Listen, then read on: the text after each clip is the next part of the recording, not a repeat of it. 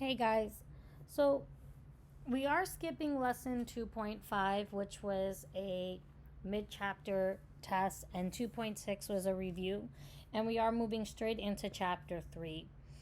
My hope is that we would have all this information covered so that you can take a test during the last week before we head off into spring break. Um,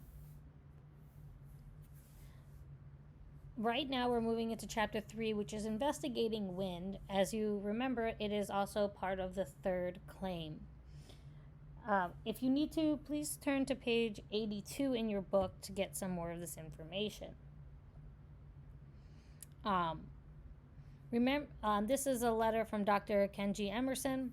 Remember, the claims below are ideas we are considering about why rainfall in Galetown has become more severe.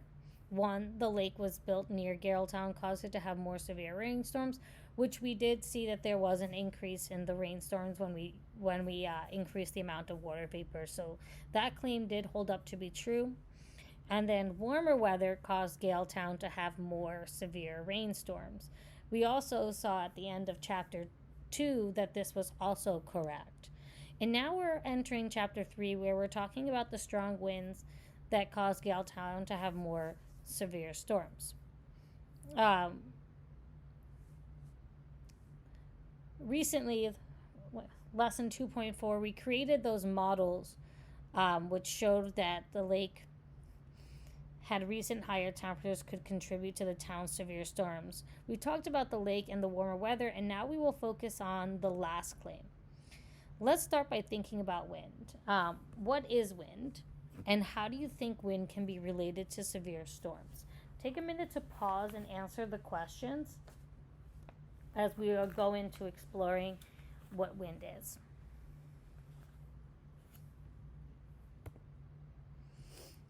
Okay. Now we have chapter 3's question. Why did the most recent storm in Galetown have the greatest amount of rain? So if we go over to the list of the storms, where we have storm 1, which is before the lake, and if you see, it's still at a very high temperature, but it did not have a lot of rain. It also had very low wind strength. This is mostly attributed to there being less water vapor in the air because the lake was not there. Then we focus on storm 2 and 3 when we talked about the temperature, and we noticed that it went from 12 to 20 centimeters, and it was much hotter because it went from 27 to 40, and this gave us 20.3. But if we look at storm 3 to 4, both of them had high surface water, which again, because of the lake. But here we have 40 degrees and 39 degrees, which are not significantly different. But we have one key difference here where the wind was light, and then this one was very strong. And if we look over back at the rain amount, it goes from 20 to 30 centimeters, even though the temperature did not change. So let us focus on storms 3 and 4. Both of the storms have high surface water. Again, both have very high temperatures. Storm 3 just being slightly warmer. But again, understanding that the rain was significantly more in storm 4 than storm 3. And the only difference really is the wind strength.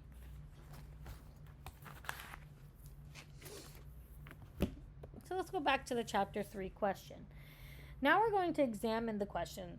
There was still an increase in rainfall between two storms that both had very high temperatures after the lake was built. We still have the third claim to consider. Could stronger winds be responsible for the increase in rainfall between these two storms? How might wind influence the amount of rain? So today we're going to, and for the rest of this chapter really, we're going to focus on wind in order to see if this could be a factor, as well as the temperature and the amount of water.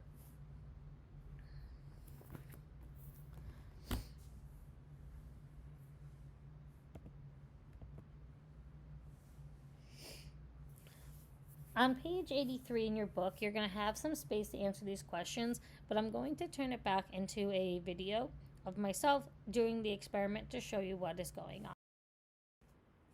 Hey guys, so I'm here with Llama Pinata to help us understand what's going on about wind. You guys already know a lot about wind because you guys experience it almost every day. But understanding what it is and how it works might help us understand what's going on in Galetown. So I have my little Llama Pinata here, who's here for the demonstration, and we also have Artie the Anteater still around for the demonstrations. I'm going to take this syringe. Now, the syringe is made up of two parts, the barrel and the plunger. Now, I'm going to use my finger to block the air release valve here. And I'm going to try to plunger this as far as I could go down. So right now, I'm pushing the air, like originally I was here when I closed it, right? I'm pushing the air and trying to condense it as much as I can. So this is as much as I can push it down, okay? Now, it doesn't go any further right now because I've condensed all the air into a small portion. Now, if I release the air valve, the hair on the Llama Pinata starts to move. That's because the air goes from a very high pressure situation to a low pressure situation. When you feel wind, that is actually what you're feeling. You're feeling the movement of one air particle that is at a high pressure moving towards a lower pressure. So again,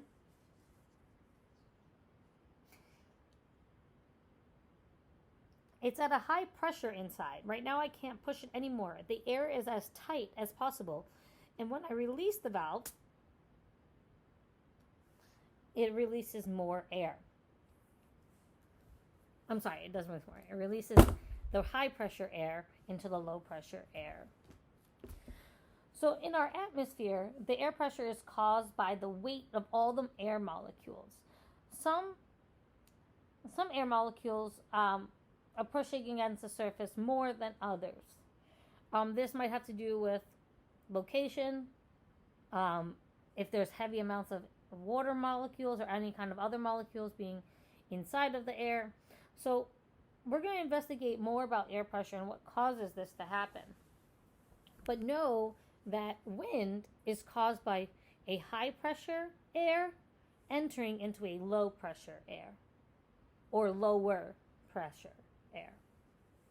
So here we have the definition of wind that was given to you guys earlier in the unit. Wind, the movement of air in a particular direction. Again, wind happens because of high pressure to low pressure, but we describe wind in movements, usually in the cardinal movements: north, south, east, west, northeast, southeast, and so forth. So we describe the direction wind moves. I'm going to play a video on the next screen, and I want you guys to take some notes on what you see. You don't have to write them down, but just keep in mind of what you're seeing, what's going on with the balloons in this video.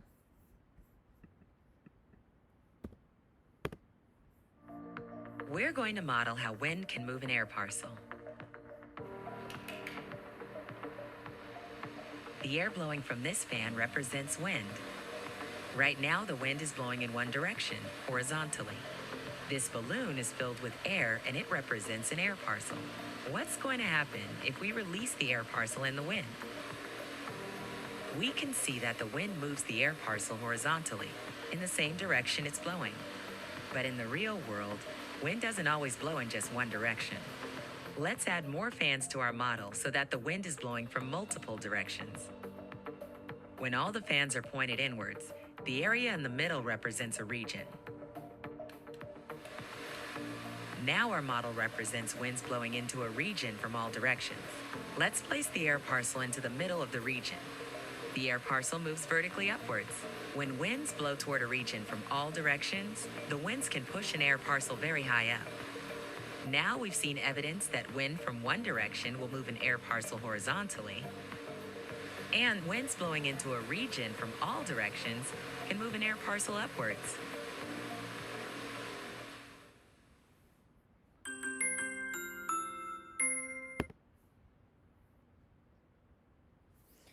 Okay, so wind moves towards a certain region because that region is an area of low pressure that is surrounded by a higher pressure. So the region would be low, and the air partial moving in would be coming from a high pressure, almost like a takeover. In the first video, we saw that the wind from one fan, which represents just one area of high and the low pressure causing the wind. When the balloons move upwards, there were 3 fans. The model represents an area of low pressure completely surrounded by high pressure. This created wind coming from all directions. The wind in the video that caused the air particle to move up high was represented by fans pointing towards one another. So I guess I can ask, like, what do you think causes wind to come from different directions on Earth? And essentially, wind comes from different directions when you have a region with low pressure surrounded by a region of high pressure. We're going to take this to the simulator just to observe some of the things that are going on. And we're going to try to make wind happen. And notice that we're going into regional weather 2.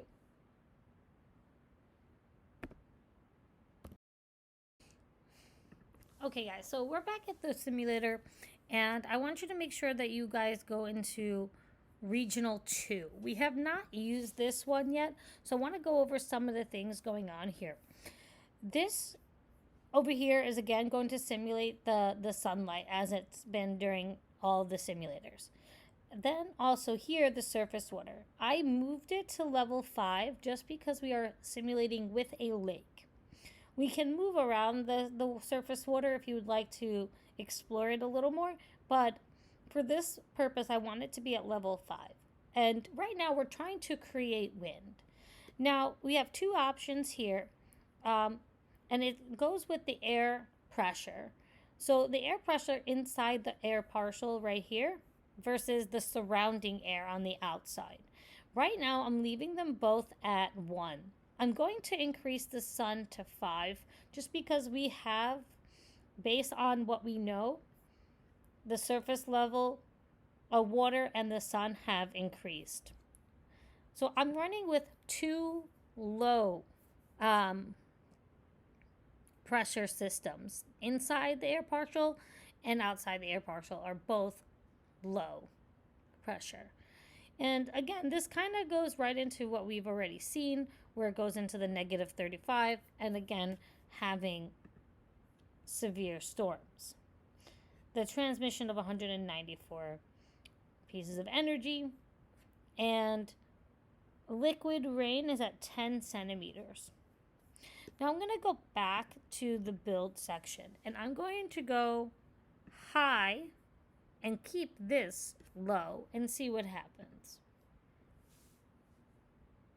So remember that the outside has high pressure and the inside has low pressure.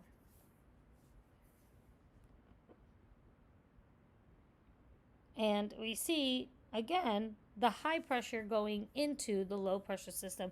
And this actually brings it way higher into the negative 40. Now, if we analyze this, we see that there's now 18 centimeters of rain, which, again, still very severe, but much more energy transferred out and a lot more rain. Almost 10 centimeters, 8 centimeters more rain. I'm going to go back to the build and actually switch these and see if I put low pressure and then high pressure and see what happens as well. So we have the sun warming up until we get to the 30 degrees that it was, the 40 degrees that it was. And now we have the wind pushing it outwards and there's no rain at all. So the pressure is going from high to low. So I'm going to go back again and switch these and see the difference of what we have here. Again, high, low right now. Pushing it upwards, making it go higher in the troposphere. And because it's higher in the troposphere, it's going to produce more liquid rain. Again, 207. This one says 24 inches of rain. I'm going to go back to this being high pressure and this being low pressure.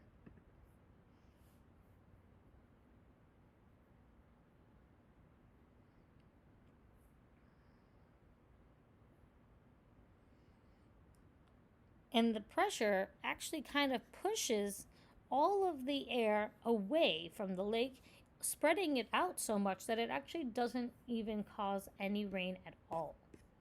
If we go to the analyze, there are 0 inches of rain.